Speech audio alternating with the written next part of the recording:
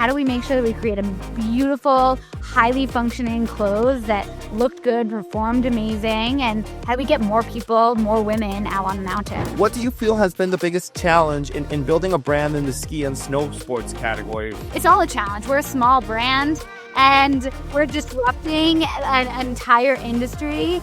There's really nobody doing what we're doing, which again is that intersection between fashion and outdoor. Is it more tailored to like professional athletes or more aspirational to recreational everyday skiers? The goal and the real why behind the brand was to democratize the mountain, to make the mountain more accessible for women. Unlike a lot of brands who are like really focusing on building their brands on the back of athletes, we are not doing that.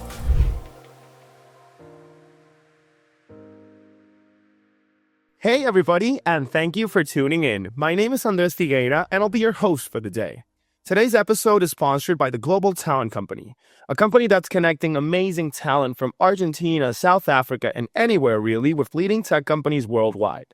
So if your team is looking to hire top-notch South American or South African talent, just visit theglobaltalent.co and see how we can help. And today, with me here, I am speaking with Alicia Moore, Head of Marketing at Halfdays, a company that is creating performance fashion to own the mountain. So how's it going, Alicia? Welcome to the episode. We're so happy to have you here. Thank you. I'm thrilled to be here. Thanks for having me. No problem at all. It really is a pleasure. And Alicia, I must say that as a snowboarding fan myself and snowboarding apparel that I love, I checked out Halfdays and I just want to buy the whole store for my girlfriend. It looks amazing. But would you be able to tell us, Alicia, in your own words, a little bit more about what Halfdays is, how you came to be the head of marketing, and anything about your background? So we'll start with what Halfdays is. So Halfdays was created about 5 years ago by Ariana, Kylie, and Corel, 3 founders. It really started, it really started because of Kylie and Ariana. Kylie was an Olympian skier. She had competed in the Olympics and wildly talented when she competed. She competed essentially wearing men's ski clothes. What she was given was an outfit that didn't really fit her well. And she said, I remember her saying when I first started, like, what was the impetus for creating Halfdays? And she had said, like, I was on the world stage competing and I didn't feel as good as I was performing. And so for her, it was all about finding clothes that like made her feel confident and empowered her to do this incredible sport. So she teamed up with Ariana and Corel and they created Halfdays. Ariana had, she had been in like the marketing and strategy and fashion space for quite some time and, had that entrepreneurial bug. And together they decided that they were going to make women's ski and snowboard apparel that worked better for us. It fit us better. We took cues from the fashion industry and really kind of arrived at that perfect space between outdoor and fashion. And the goal and the real why behind the brand was to democratize the mountain, to make the mountain more accessible for women. It is, as you probably know, if you're a boarder or a skier, like a very masculine, male-centric space. And so, for them, it was like, how do we make sure that we create a beautiful, highly functioning clothes that looked good, performed amazing, and how do we get more people, more women out on the mountain? Wow. Now, I must say that is amazing. And I totally agreed with the fact of what you're mentioning, that it really is a male-dominated like industry and sport. And even in my case, like I bought some apparel from some certain brands that I loved. And it's like I told my girlfriend, hey, you would look amazing in this. But it still is like guys wear. And it is more of a male thought out apparel. And then I just saw Halfdays, and I must be honest, like I sent her your website's link and I'm like, babe, look at this, look at all these different clothes you can buy that they're so cool and they'll fit you so nicely. And she was like, what? Yeah, no, the colors are amazing and it really is it's a great place to work because as like a woman who's been a lifelong skier, I'm like, this is exactly what I wanted. There's a very like old school mentality in the women's outdoor apparel and ski space, in the like larger outdoor apparel and ski space. They say shrink it and pink it. And so essentially they're designing for men and they're just making it smaller to fit a woman's body. But there's a lot of technical details and a lot of like small intricacies of building product for women that's very different. You can't just like make a smaller torso and assume that that's going to fit a female. So And in terms of marketing Half Days and what it's been, what do you feel has been the biggest challenge in building a brand in the ski and snow sports category? What has it been like disrupting a market that's so male centric, or has there been any other challenges somewhere else? well, I'll say this, and actually kind of going back to your first question. So I spent years on the agency side working on behalf of some massive brands like McDonald's and Verizon Wireless and some really like legacy brands. And then from there, I went to the hospitality world and I spent almost 10 years at La Colombe. And I think what's worth mentioning that and then where we're at now is that when I first started at La Colombe, we were very small. There was like 5 people on the marketing team. We had 2 cafes. We didn't have a draft latte product. You know, it was like we were about to hit this like rapid fire growth but we were still a small scrappy brand. And that's kind of like my sweet spot. And the thing that I love the most actually about where we're at right now with Half Days is that it's just like the entire category is ripe for disruption, much like third wave, fourth wave coffee was at the time. And there's really nobody doing what we're doing, which again is that intersection between fashion and outdoor. The outdoor industry has largely been this like very crunchy, old school place. And so I feel like the brand is just like at this pivotal moment. And I'm like beyond thrilled to be part of this team and and to help build this thing. And in terms of like challenges, like it's all a challenge. We're a small brand and we're disrupting an entire industry. So there's a lot of testing and learning. There's a lot of like, let's see what works. But what we are grounded on is like who our girl is and what she wants out of the brand. And so there's a lot of things that are also working. Nice. Okay. And in terms of where you want the brand to go, has there been the need to make a distinction in the apparel you guys sell that is more is it more tailored to like professional athletes or more aspirational to recreational everyday skiers? Is there any difference in the apparel? Or can anybody just buy whatever they want and it's functional both ways? Unlike a lot of brands who are like really focusing on building their brands on the back of athletes, we are not doing that. Like I said, when Kylie finished skiing, I think she was a little fatigued from having competed at such a high level. And really what she wanted to do with Ariana was to make this sport more accessible and make it more fun. And so, the idea of Half Days is like, we're going to be first to get like the first track on the mountain and we'll crush it. And then we're also going to be like, it's 2:00. I'm going to go grab a drink and like hang out with my friends. And so it's really about like making sure that we have products for everybody and that we're reaching as many people as possible who are interested. So it could be your first ski suit and you could just be like, I just moved to Colorado and I'm trying to dabble in this new sport and I need to make sure that I'm like kitted out and I feel good.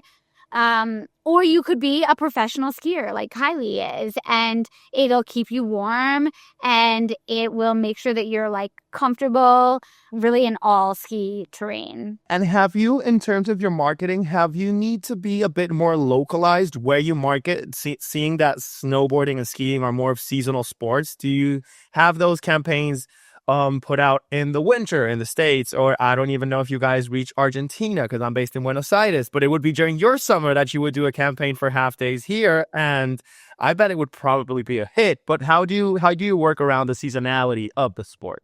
Okay, so Half Days has year-round clothing, so we're not just ski and snowboard. However, that is where we started. We do offer all clothes all year round to own the mountain, as you said earlier. So everything from like trail to active wear that can take you from like city to mountain, Pilates to a 14er. Like we're really meant to be like, clothing that is very versatile and allows you to really do whatever kind of sport you're interested in. But of course there is some seasonality again because we started in ski and snowboard. In terms of DMAs and markets that we're really focused on, we're largely in the US. We have a few wholesale accounts in Canada. We're largely in the US. And what we found is like our girl's a fashion girl. So she happens to be in New York and Los Angeles or in other cities like Miami or Chicago where like there is a sense of fashion. certainly here in Denver, that's where I'm calling in from, and that's where we're headquartered, and we have our flagship store. But yeah, she's into fashion and she travels to the mountains. So you'd be surprised how many people are shopping half days in some of these areas that are nowhere near the mountains, like Southern California. And they're going up into the mountains, or they're taking a vacation to Jackson Hole or to Aspen or whatever it is. Okay, now that's perfect. And if people are learning about half days during the summer, maybe they get a sale due to the season in the snowboard wear, and then they go to the mountain with your brand, it's just so cool because that means they are aware of it all the time. And being able to buy more clothes that aren't just tailored for snow, like as you mentioned, there's like lifestyle and like camping gear as well, right? It's all apparel and accessories. So no actual gear. But yeah, I mean, the hope is that she probably enters the space through ski and snowboard because that's what we're known for. But that means that she's probably an adventure, like a girl who likes adventure or sports or to be outside. So maybe she'll enter in through ski and snowboard, but we'll see some retention and conversions later in the year when she's going on a hiking trip or a backpacking trip, or honestly, she's just like, hey, I find myself in Breckenridge this summer and I'm doing some Pilates classes. Like, we have activewear as well. And in terms of building community, Alicia, could you tell us a bit more how your strategy has been in order to create a community of a place where I think there was practically none before half days, because it usually was a male-centric dominated industry and sport?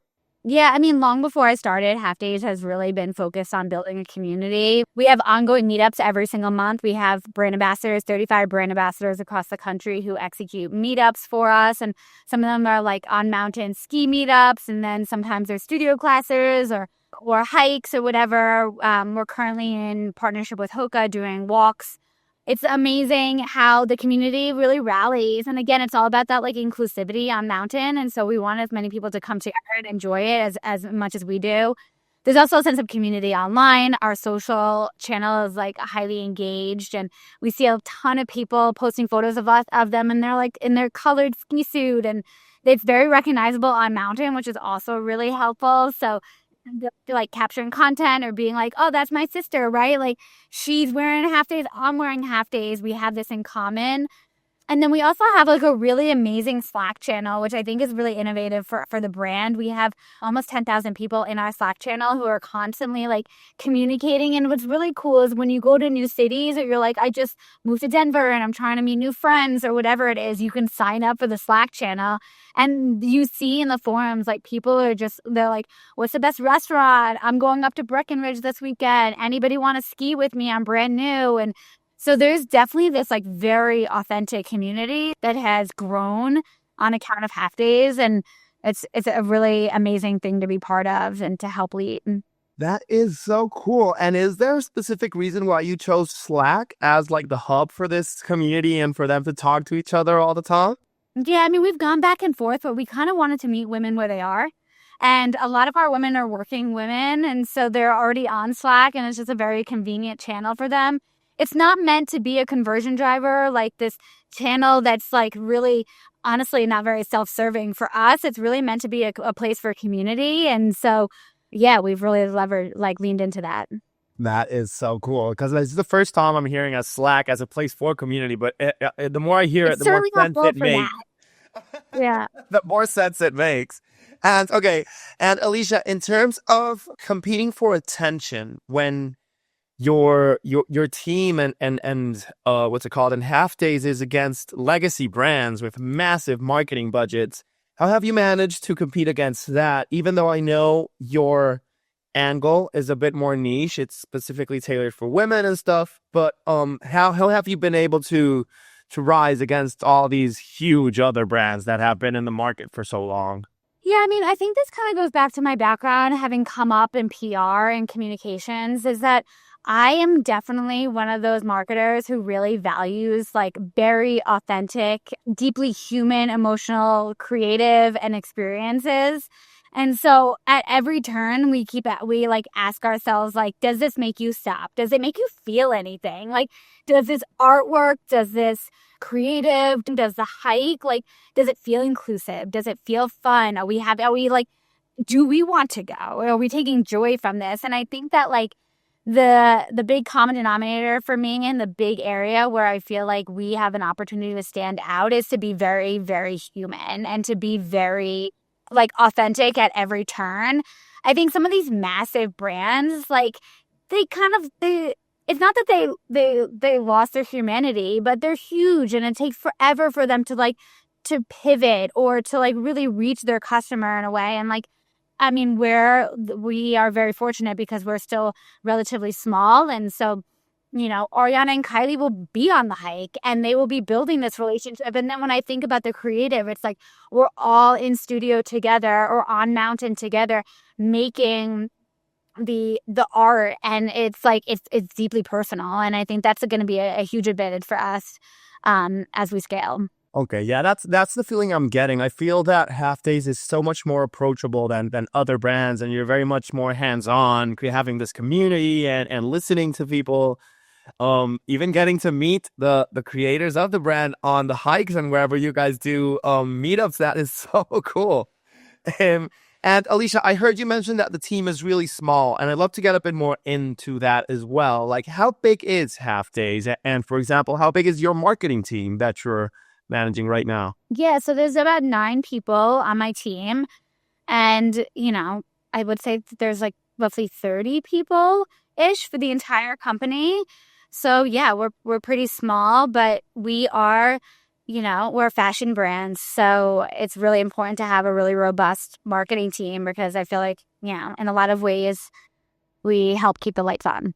Of course. No, of course. And provide visibility for the brand, drive conversion. It's super important to have a well set up marketing team, especially with this type of brand. And in terms of how you guys work, Alicia, is it a more of a remote type company, or are you all in office and working together side by side? Like, how does that work for Half Day? No, we're all in office right here together in Denver. So, and that's also been really, really amazing. I think that it's for a young brand with the growth trajectory that we have, and it's really, really helpful for us to all be together and to lock arms. We have to create a ton of content, so we're up on mountain every week creating content. And so being right here on like the front range is also really, really helpful for us. And Ariana and Kylie are amazing leaders. And so it's really, really helpful to also be in the office with them and to be able to like see and hear their vision for the future of the brand. Of course. And yeah, and being together side by side in the office, it's a lot easier to get things done. I imagine that if it all were remote, it would take a little bit more time to just get aligned, synced up, make sure that all the pieces are properly moving. In just the coffee chat during the office day, then you could just get a bunch of things solved that you didn't even expect. And Alicia, in terms of, I also want to ask, it's the trending topic of the moment, and I ask this to all the industries I speak to, and it's how are you guys leveraging AI to help you guys out in the day-to-day? I'm not sure if you have any novel ways that you are leveraging AI for your advantage. But yeah, we'd love to hear your insight in that regard as well. We need to continue to leverage it, but I would say we're somewhat selective on where and how we leverage it. And I would say that's very much done on purpose, right? So there are tools like PMax and other like media buying tools that we will use because they make sense. And if we see a good ROI on them, like we'll continue to invest in those spaces. We have also leveraged tools like LTV AI, which is an email tool that allows us to create a customer service agent, and then folks can interact with that and it will learn based on their purchasing behavior and make recommendations for them, or make recommendations based on where they live or what they have expressed back to our customer service agent. However, we haven't, from a CX standpoint, our CX team, we have an amazing CX team and it's very personal for them, right? And so we don't want all of CX to be strictly bots because it's deeply personal. If somebody buys something and they don't love it, or if somebody buys something and they do love it and they want to tell you about their trip and how they felt when they were wearing it, like you want a human on the other end of that. I think the same thing could be said about creative. Like we're really, really thoughtful with every one of our creative shoots. And so we very rarely, if ever, use AI from a creative standpoint because it's just like, these are humans, these are models, these are real bodies. Like it's a real woman wearing this. We want it to feel like a real woman, And so So there's tools that we use. We've been exploring using Triple Whale, and they have like an amazing program, like an AI tool that allows you to like aggregate all the data, and then you can ask it, much like you would ask ChatGPT. You could ask it for like, how do I decipher what I'm reading here? Because data can be so clunky. And so anyway, I mean, I think that there's so many amazing tools out there that we're gonna continue to explore. But we're very thoughtful about what tools we use. And I totally agree with that approach. I really respect that because I know of a lot of people that are using AI for creativity to help them with that part of the process or to just reply to everybody. And it really is very important to make sure to keep it personal, especially when you say if a customer has a testimony of how good or how bad the product was. If they get a template in response back and it doesn't feel personalized, then you might just lose a client there because they might not feel that Halfdays is as interested. And okay, Alicia, in terms of your plans as head of marketing for Halfdays, what would be your priority for the next 12 months? Like, what is it that you want to accomplish the most in the next year? Oh, yeah, that's a great question. I mean, we just kicked off our ski season last week, which was amazing. And I'm really, really proud of the work that we're doing, particularly around this ski season, because one big thing that I have like encouraged the team to do when I came on is to like really figure out how to leverage insights to be able to drive it like a very exciting, creative campaign. And so this year, our campaign is all around the idea of a girls' trip. And we realized that like our girls often traveling to go skiing, and in many cases she's going on a girls' trip. And the idea of a girls' trip is, again, going back to that like deeply human experience where we all can relate to one another. There's like a sense of nostalgia and like joy and almost like a reprieve from your daily life, which is like whatever that looks like. But you're like letting it all go. You're letting your hair down. You're going on a girls' trip. I haven't seen my girls. I'm getting away from my kids. Whatever that like that joy you feel just to be surrounded by your people. And so the whole season is all about girls' trips. And that, it showed up in some of our teaser content and launch content. If you can sense it in some of the colors that we chose with glazed cherry and amethyst. Last week we were in New York and we created a fictional bar called the Glazed Cherry Chalet, which was the first stop on the girls' trip.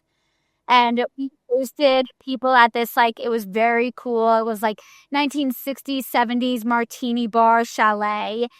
And we built that same vibe in studio for a photo shoot. So a lot of the content you'll see on the website, PDPs, match back to this like experience that we hosted in New York. And throughout the season, you'll see a ton of content that kind of goes back to this theme. And so I'm like pretty excited about that. I think it's innovative, it's ownable, it everybody can relate to it. It's like it's personal. And the team just did a phenomenal job at bringing it to life. And we have so many like tools in our tool belt for the next 6 months. So yeah, I'm really, really excited about that. And Alicia, in terms of also any predictions you may have about how consumers are shopping for performance and outdoor apparel in the next 1 to 5 years, do you have anything that you think is going to happen or that you could predict is a way that the market will sway? Or if it's too broad of a question, I understand and we can pass along, but just want to know if you have any insights in that regard. I'll say this. What I'm seeing right now is people are shopping for clothes that excite them. Like you're seeing a lot of like patterns. You're seeing a lot of mixed patterns. You're seeing a lot of mixed textures. You're seeing a lot of people that are like gravitating to brighter colors. And I think that there's like this level of like, I'm going to dress for me that is pretty exciting. And I imagine people will continue to shop that way, and I love that because it's this level of confidence. And again, it kind of goes back to who Halfdays is. Like, we're confident and we're having a good time, and there's like this joy that comes along with that. And what I'm noticing is that there's definitely a pivot where I would say a couple years ago was like everything was like semi-monotoned and like muted, and everyone was wearing clothes that match back. And now you're starting to see some cheetah prints mixed in with some cording on sweaters. And I just think that there's more joy in what people are willing to buy. And, like life is expensive. And so people are making choices on what they're purchasing. And I like to believe, that people are choosing things that bring them joy. And that's certainly what we're doing, is we're trying to offer you something that makes you feel good, you look snatched, and you're excited, and you can crush the mountain. And in terms of your marketing channels, Alicia, is there, or could you maybe tell us what marketing channels you're using the most and maybe which one is working the best? Yeah, so I would say that like roughly 40% of our budget is spent on paid media, and we're starting to like really play around with what media we're buying. So historically it's been, a lot of Google and Meta and TikTok. And this year we're dabbling in other forms of paid media. So podcasts or out of home, really just trying to build more brand awareness around the brand and introduce our products to new customers is like a huge focus for us. So I'm pretty excited about some of the upcoming paid media opportunities we have in front of us, particularly for the next 6 months. There'll be a lot of learnings for us after this year, which is amazing because we're at the growth stage right now where like it's all about like, let's try it, let's learn, let's pivot, let's try, let's learn, let's pivot. So I'm pretty excited about that. And then, the remainder of our budget is largely used on brands. And again, it goes back to like the true, the commitment from Kylie and Ariana about like, let's build this with the people first, and let's bring girls together, and let's create a really welcoming environment. And so we definitely spend a lot of time on creating amazing content, getting products in the hands of amazing creators, being on mountain with our girl, skiing or hiking, and really trying to make amazing experiences for them. I feel like it's almost a sorority, like the half-day sorority, and all the girls are like a sisterhood, and y'all all be dressed so nicely in the half day. It's just in so the cool. most inclusive way. Of course. Like I know my girlfriend, when she hears this podcast, she's gonna want to go and buy something from the website. I am 100% certain. And Alicia, I know we're almost at time, but I did want to give you the opportunity before we finalize the episode to let anybody who's hearing the podcast know how they can find out further about the products that Halfdays sells. If it's a lady that's listening that wants to just get all her outfit for the winter ready, then how could she go about making that? Or if it's somebody that wants to buy something for their girlfriend like myself, how could we just go and make sure that we can look at everything Halfdays has to offer? You can easily find us on halfdays.com. Our Instagram handle and TikTok is Halfdays. And so it's very, very simple. But I would say give us a follow. Check out our website, our Slack channels in the navigation for our website. So if you want to join that, or you're looking to build a community in your area, that's certainly great. We also have a really awesome Posh page where you can RSVP to all of our upcoming events. And so we post about those mid-month for the following month. And again, you can find that information in the nav of our website. Amazing. Thank you so much, Alicia. It really has been an honor listening to everything that you've told us about Halfdays and learning about your experience. It really sounds like an amazing brand. And I can't wait, because I know that I'll get one of those jackets in my hands to give to my girlfriend one day, and I'll send a testimonial to you guys just so that you know how cool it was. Love it. Great review.